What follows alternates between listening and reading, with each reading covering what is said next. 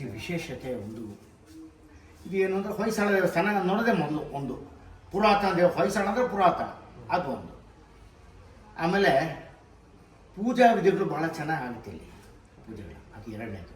ಮೂರನೇದು ಇಲ್ಲಿ ಆಂಡಾಳ್ ಸನ್ನಿಧಾನ ಒಂದಿದೆ, ನೀವು ನೋಡಿದ್ರ ಅಲ್ಲಿ ಅದ್ಭುತ ಏನು ಅಂದರೆ ನಾವು ಯಾವ ಭಾವನೆಯಿಂದ ದೇವ್ರನ್ನ ನೋಡ್ತೀವೋ ದೇವ್ರು ಹಾಗೆ ನಮಗೆ ಕಾಣ್ತಾ ಇರುತ್ತೆ. ಸಂಸ್ಕೃತದಲ್ಲಿ ಯದ್ಭಾವಂ ತದ್ಭವತಿ ಅಂತ ಹೇಳ್ತಾರೆ. ಭಾವನೆ ನೋಡಬೇಕು. ನಾವು ಸುಮ್ಮನೆ ಅರ್ಚಕರ ಪೂಜೆ ಮಾಡ್ತೀವಿ, ಕೈ ಮುಗಿದು ಕಾಪಾಡಮ್ಮ ಅಂದ್ಕೊಂಡು ಹೋಗ್ತೀರ, ಅದಕ್ಕೆ ಅರ್ಥ ಇಲ್ಲ. ದೇವಸ್ಥಾನದಲ್ಲಿ ಅರ್ಚಕರು ದೇವ್ರನ್ನ ತೋರಿಸ್ಬೇಕಂತೆ. ಬನ್ರಿ ನೋಡಿ ದೇವ್ರನ್ನ ಎಷ್ಟು ಅದ್ಭುತ ಇದೆ. ಕೃಷ್ಣ ನೋಡಿ, ಒಳ್ಳೆ ನೋಡಿ ಎಷ್ಟು ಜನ ನೋಡಬೇಕು, ನರಸಿಂಹನ್ ನೋಡಿ ಎಷ್ಟು ಜನ, ವೇಣು ಲಕ್ಷ್ಮೀಕಾಂತ್ ನೋಡಿ ಎಷ್ಟು ಮುದ್ದಾಗಿದೆ ಹೊಯ್ಸಳ ದೇವಸ್ಥಾನ ಅಂತ. ಹಾಗೆ ಆಂಡಾಳ್ ವಿಷಯಕ್ಕೆ ಬಂದಾಗ ಅದು 2006ನೇ ಇಸ್ವಿಲಿ ರಂಗಪ್ರಿಯ ಸ್ವಾಮಿಗಳು ಆಂಡಾಳ್ ಪ್ರತಿಷ್ಠೆ ಮಾಡಿದ್ದು. ಇಲ್ಲಿ ಲಕ್ಷ್ಮೀ ನರಸಿಂಹನ ಸನ್ನಿಧಾನ ಒಂದಿದೆ, ಅದು ಮುಂದ್ಗಡೆ ಒಂದು ಚಿತ್ರ, ಇದು ಸನ್ನಿಧಾನ, ಈ ಜಾಗ ಒಂದು ರೌಂಡ್ ಇದೊಂದು ಚಿತ್ರ ಇದೆ. ಅದು ಬಹಳ ವಿಶೇಷವಾದ ಜಾಗ. ಅವ್ರು ಯೋಗಿ ತೋರಿಸ್ಕೊಡ್ತಾರೆ ಆ ಜಾಗನ. ಅದ್ರ ಮೇಲೆ ಕೂತ್ಕೊಂಡು ಲಕ್ಷ್ಮೀನ ನರಸಿಂಹನ ದರ್ಶನ ಮಾಡ್ತಾ ಅರ್ಚಕರು ಅಷ್ಟೋತ್ತರ ಮಾಡಿದ್ರೆ ಅದ್ಭುತವಾಗಿ ಏನೋ ಕಾಣುತ್ತೆ, ಮುಖದಲ್ಲಿ ಚೇಂಜಸ್ ಎಲ್ಲ ಕಾಣುತ್ತೆ. ಅದಕ್ಕೆ ಅರ್ಚಕರು ಅಷ್ಟೇ ಚೆನ್ನಾಗಿ ಮಾಡಬೇಕು, ಭಕ್ತಿಯಿಂದ ಇವರು ನೋಡೋದು ಎರಡಿದ್ರೆ ಮಾತ್ರ ಅದು. ಆಮೇಲೆ ಇನ್ನೊಂದು ವಿಶೇಷತೆ ಅಂದರೆ ಮದುವೆ ಪ್ರೊಲಾಂಗ್ ಆಗ್ತಾ ಇರುತ್ತೆ, ಸೆಟ್ಲ್ ಆಗುತ್ತೆ, ಕ್ಯಾನ್ಸಲ್ ಆಗಿಬಿಡುತ್ತೆ, ಅಥವಾ ತುಂಬ ದಿನ ನೋಡ್ತಾರೆ ಯಾವುದೂ ಸೆಟ್ಲ್ ಆಗ್ತಾಯಿಲ್ಲ.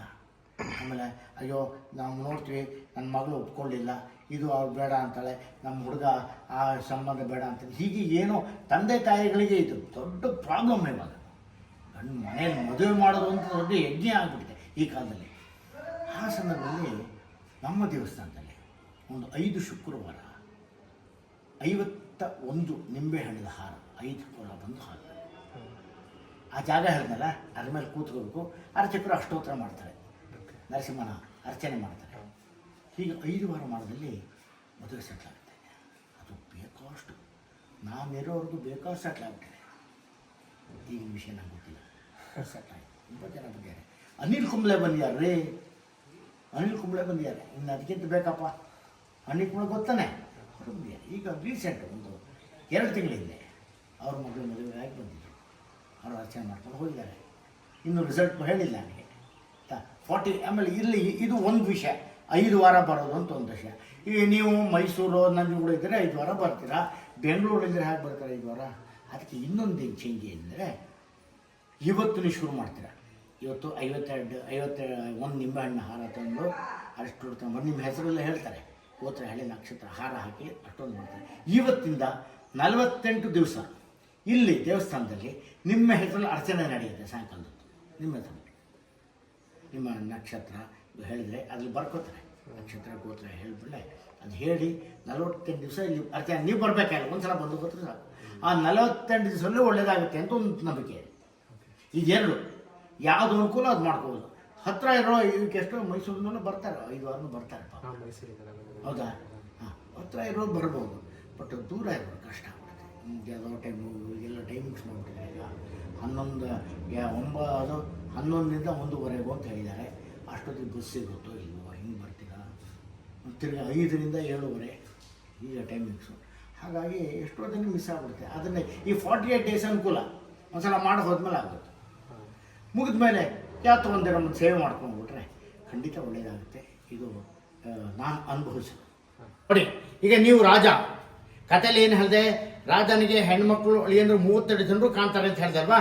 ನೋಡಿ ಹೇಳ್ತಾ ಬಂದೆ, ಇದು ಶೀಟ್ ನಂಬರ್ 2 ನೋಡಿ. ಇಲ್ಲಿ ಅಳಿಯ ಕೂತಿದ್ದಾನೆ, ಮಗಳು ಕೂತಿದ್ದಾಳೆ, ಕಾಣ್ತಾನ ಮಗಳು ನೋಡಿ. ಇದು ಅಳಿಯ ಕಾಣ್ತಾನ, ಅಳಿಯ ಅಲ್ಲ, ನಾನು ಕಾಣ್ತೇನೆ, ಅಳಿಯ ಕಾಣ್ತೀನಿ ನೋಡಿ, ಇಬ್ರು ಕಾಣ್ತಾರೆ ನೋಡಿ.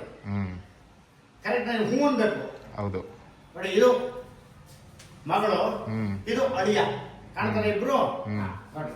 ಇದು ಸೀಟ್ ನಂಬರ್ 3 ನೋಡಿ. ಇದು ಮಗಳು ಕಾಣ್ತಾರ, ಇದು ಅಳಿಯ ಕಾಣ್ತಾರ, ಇಬ್ರು ಕಂಡ್ರು ನೋಡಿ. ಇದು 4ನೇ ಸೀಟು ಕಾಣ್ತಲ್ಲ, ಅಳಿಯ ಅಲ್ಲ ಮಗಳು, ಇದು ಕಾಣ್ತಾರೆ ನೋಡಿ. ಅಳಿಯ ಕಾಣ್ತಾರ? ಇಲ್ಲ, ನೋಡಿ ಸರ್, ರಾಣಿ ಕಾಣಲ್ಲ. ಕಾಣಿಸ್ತಿದೆ ನಮ್ಗೆ. ಇಬ್ರು ಕಂಡ್ರು. ಸೀಟ್ ನಂಬರ್ 5 5ನೇ ಅಳಿಯ 5ನೇ ಮಗಳು ಇಬ್ರು ಕಂಡ್ರ ನಾನು ನೋಡಿ ಇದು 7ನೇ ಮಗಳು ಕಾಣ್ತಲ್ಲ 7ನೇ ಅಳಿಯ ಸೊ ಇಲ್ಲ ಹಾಗೆ ಆಗಿದೆ. ಸೊ ಈಗ ನೀವು ನಿಂತಿರೋ ಜಾಗಲಿ ಅಂದ್ರೆ ನೀವು ರಾಜನಿಗೆ ಹೆಣ್ಮಕ್ಳು ಹೆಣ್ಣು ಇಬ್ರು ಕಾಣ್ತಾರೆ ಅಂತ ಕರೆಕ್ಟ್ ಆಗ ನಾ ಹೇಳಿದ್ದು. ಹೌದು. ಈಗ ನೀವು ಈ ಜಾಗ ನೋಡಿ, ನೀವು ರಾಣಿ ಅಲ್ಲ, ರಾಣಿ ಕಥೆಯಲ್ಲಿ ರಾಣಿಗೆ ಅಳಿಯ ಕಾಣಿಲ್ಲ ಅಂತ ಹೇಳಿದೆ ಅಲ್ವಾ? ನೋಡಿ ಇದು ಮಗಳು, ರಾಣಿ ಕಾಣಿದ್ರೆ ಮಗಳು ಕಾಣಿಸ್ತಾ ಇದೆ. ಅಳಿಯ ಕಾಣ್ತಾನ? ಇಲ್ಲ ಇಲ್ಲ. ನೋಡಿ ಇಲ್ಲಿ ಮಗಳು, 3ನೇ ಮಗಳು ನಾನು, 3ನೇ ಅಳಿಯ ಕಾಣ್ತಾನ? ಇಲ್ಲ ಇಲ್ಲ. ನೋಡಿ 4ನೇ ಮಗಳು, 4ನೇ ಅಳಿಯ ಇಲ್ಲ ಇಲ್ಲ. 5ನೇ ಮಗಳು ಸ್ವಲ್ಪ ಗಂಬತ್ತಡಿ, 5ನೇ ಮಗಳು ಕಾಣ್ತಲ್ವಾ? 5ನೇ ಅಳಿಯ ಕಾಣ್ತಾನ? ಕಾಣಿಸಲ್ಲ. ಇಲ್ಲ. ನೋಡಿ ಈಗ 7ನೇ ಮಗಳು ಕಾಣ್ತಾಳೆ, 7ನೇ ಅಳಿಯ ಕಾಣಿಸಲ್ಲ. ಇಲ್ಲ. ನೋಡಿ ಇಲ್ಲೊಂದು ತೋರ್ತೀನಿ ನಾನು, 6ನೇ ಮಗಳು ಅಳಿಯ ಕಾಣ್ತಾನ? ಕಾಣಲ್ಲ. ಸೊ ಈ ಸೈಡ್ ಏನಾಗುತ್ತೋ ಆ ಸೈಡು ಹಾಗೆ ಆಗುತ್ತೆ. ಎಷ್ಟು ಚೆನ್ನಾಗಿ ಮಾಡಿದ್ದಾರೆ ನೋಡಿದ್ರ. ಇಲ್ಲಿ ಈಗ ಒಂದು ವಿಶೇಷತೆ, ಇದು ಸೀಟ್ ನಂಬರ್ 1. 1 ಅಂದ್ರೆ ನಾನು ಮೊದಲನೇ ಅಳಿಯ ಕಾಣ್ತಾನಲ್ವಾ? ನೋಡಿ ಆಚೆ ತಿರುಗಿರೋದು ಅದು 16ನೇ ಅಳಿಯ ಆಚೆ. ಇಲ್ಲಿ ಮೊದಲನೇ ಮಗಳು 16ನೇ ಮಗಳು. ಈಗ ನೀವು ರಾಣಿ ಶೀಟಲ್ಲಿ ಕೂತಿದ್ದೀರಾ, ನಿಮ್ಮ ಕಥೆಯಲ್ಲಿ ಏನು ಹೇಳಿದೆ? ರಾಣಿಗೆ ಅಳಿಯನ್ನು ಕಾಣೋದಿಲ್ಲ ಅಂತ ಹೇಳಿದೆ. ಆದ್ರೆ ಇಲ್ಲಿ ಅಳಿಯ ಕಾಣ್ತಾ ಇದೆ ಪಕ್ಕದಲ್ಲಿ, ಕರೆಕ್ಟಾ? ಹೌದು. ನೋಡ್ಬಾರ್ದು, ಆದ್ರೆ ಕಾಣ್ತಾ ಇದ್ದಾರೆ. ಏನಿದು ಕಥೆ ಅಂದ್ರೆ ಅರ್ಥ ಎಲ್ಲೂ ಹೋಗ್ಬಿಡುತ್ತೆ ಅಂದ್ರೆ ರಾಣಿ ಮೊದಲನೇ ಅಳಿಯ ಕೊನೆಯ ಅಳಿಯನ್ನು ಮಾತ್ರ ನೋಡ್ಬೋದು, ಇನ್ಯಾರು ನೋಡಕ್ಕಾಗಲ್ಲ ಅಂತ ಹೇಳ್ಬಿಡ್ಲಿಲ್ಲ. ಹಾಗಾಗ್ಬಿಡಲ್ವಾ ಅದು? ಯಾವ ಪಾರ್ಶಾಲಿಟಿ ನೋಡಬಾರ್ದು ಅಂತ ನೋಡಬಾರ್ದು. ಆದ್ರೆ ಈ ರಾಣಿಗೆ ಪಕ್ಕದಲ್ಲಿ ಅಳಿಯ ಕಾಣ್ತಾ ಇದೆ, ಏನಿರಬಹುದು ಅಂತ ಪ್ರಶ್ನೆ. ಬಹಳ ಸಿಂಪಲ್ ಉತ್ತರ ಏನು ಅಂದರೆ, ನಾನು ನೀವು ಮೊದಲಿಗೆ ಏನು ಹೇಳಿದೆ ಅಂದರೆ, ಇಲ್ಲೊಂದು ಮಂಟಪ ಇತ್ತು ಅಂತ ಹೇಳಿದೆ. ಆ ಮಂಟಪದಲ್ಲಿ 3 ಅಡಿ ಹಿಂದೆ 5 ಅಡಿ ಸೀಟ್ ಒಂದಿತ್ತು ಅಂದರೆ, 3 ಅಡಿ ಹಿಂದೆ ಕೂತಾಗ ನೋಡಿ ಈ ಗೋಡೆ, ಇಲ್ಲಿ ಈ ಗೋಡೆ ಎಳೆಯನ್ನು ಕಾಣಲ್ಲ. ಆ ಆಂಗ್ಲಲ್ಲಿ ಕ್ರಾಸ್ ಆಗ್ಬಿಟ್ಟು ಆ ಅಳಿಯನ್ನು ಕಾಣಲ್ಲ ರಾಣಿಗೆ. ಹೆಣ್ಮಕ್ಳು ಡೈರೆಕ್ಟಾಗಿ ಕಾಣ್ತಾರೆ, ಮಹಾರಾಜರಿಗೆ ಎಲ್ಲರೂ ಕಾಣ್ತಾರೆ. ಇದು 14 ಚಾರ್ಟ್. Okay, correct. ನೋಡಿ ಸರ್, ನಿಮಗೆ ಆಗಲೇ ಹೇಳಿದೆ, ನಂದು ಹೊಯ್ಸಳರ 3ನೇ ಬಲ್ಲಾಳ ಕಟ್ಟಿಸಿದ್ದು ದೇವಸ್ಥಾನ ಅಂತ ಹೇಳಿದಪ್ಪ. 3ನೇ ರಾಜ ಶಿಲ್ಪಿಗೆ ಕಾಂಟ್ರಾಕ್ಟ್ ಕೊಡ್ತಾನೆ. ರಾಜ ಕಟ್ಟಕ್ಕಾಗುತ್ತಾ? ಶಿಲ್ಪಿ ತಾನೇ ಕಟ್ಟೋದು. ಸೊ ಆ ಶಿಲ್ಪಿ ಒಪ್ಕೊಂಡ, ನಾನು ಕಟ್ಕೊಡ್ತೀನಿ. ಆದರೆ ಒಂದು ಶಿಲ್ಪಿ ಏನು ಹೇಳ್ದ, ಮೋಸ್ಟ್ಲಿ ಇವರೆಲ್ಲ ಜಕಣಾಚಾರ್ಯ ವಂಶದವರೇ ಇರಬೇಕು. ಹೊಯ್ಸಳ ಟೈಮಲ್ಲಿ ಅವರೇ ಇದ್ದಿದ್ದು, ಅವ್ರ ವಂಶ ಮುಂದಕ್ಕೆ ಆರಾಮ. ಆ ಶಿಲ್ಪಿ ರಾಜನ ಒಂದು ಪ್ರಾಮಿಸ್ ಮಾಡ್ತಾನೆ, ನಾನು ಇಷ್ಟು ದಿನದಲ್ಲಿ ಇಂಥ ಟೈಮ್ಲಿ ಕರೆಕ್ಟಿಗೆ ಇಂಥ ಮುಹೂರ್ತಕ್ಕೆ ನಾನು ರೆಡಿ ಮಾಡ್ಕೊಡ್ಬಿಡ್ತೀನಿ ದೇವಸ್ಥಾನ ಅಂತ ಹೇಳ್ಬಿಟ್ಟ. ಹಾಗೆ ಆಗಲಪ್ಪ ಮಾಡ್ತಾನೆ. ಈ ಕಾಲದ ಮಾಡ್ತಾರಲ್ಲ, ಕಾಂಟ್ರಾಕ್ಟ್ ಮಾಡಲ್ವ ಸರ್, ಮನೆ ಕಟ್ಕೊಡ್ಬೇಕು, ಏನ್ರಿ 2 ತಿಂಗಳು ಕಟ್ಕೊಡ್ತೀನಿ ಅಂತ ಊಟ ದುಡ್ಡೆಲ್ಲ ಇಸ್ಕೊಂಡ್ಬಿಟ್ಟು ಬರೋದಿಲ್ಲ. ಬಟ್ ಇದು ಆ ಕಾಲದ ಮಾತು. ಆ ಶಿಲ್ಪಿ ಒಪ್ಕೊಂಡು ಕಟ್ಟೇ ಬಿಟ್ಟ ದೇವಸ್ಥಾನ. ಎಷ್ಟು ದಿನ ಅದು ಗೊತ್ತಿಲ್ಲ ನನಗೆ, ಕಟ್ಟಾಯಿತು. ಆ ಯಾವುದೋ ಒಂದು ಡೇಟ್ ಹೇಳಿದ್ದ, ಆ ಡೇಟಿನ ದಿನ ಲಾಸ್ಟ್ ಬಂದು ಮುಗಿದೋಯ್ತು. ಕೊನೆಯ ದಿನ ಆನೆ ಕೆಲಸ ಇಟ್ಕೊಂಡ. ಕಾಣ್ತಾನೆ ಸರ್? ಕಾಣ್ದು ನೋಡಿ, ಚೆನ್ನಾಗಿ ವಸ್ತ್ರ, ಕಿವಿ ಎಲ್ಲ ಇದೆ. ಇಲ್ಲಿವರೆಗೆ ಕೆತ್ತಿದ್ದಾನೆ. ಮುಂದಕ್ಕೆ ಬರೋಷ್ಟಿಗೆ ಸೂರ್ಯೋದಯ ಆಗೋಯ್ತು. ಅಂದರೆ ಆ ಟೈಮ್ ಮುಗಿದೋಯ್ತು.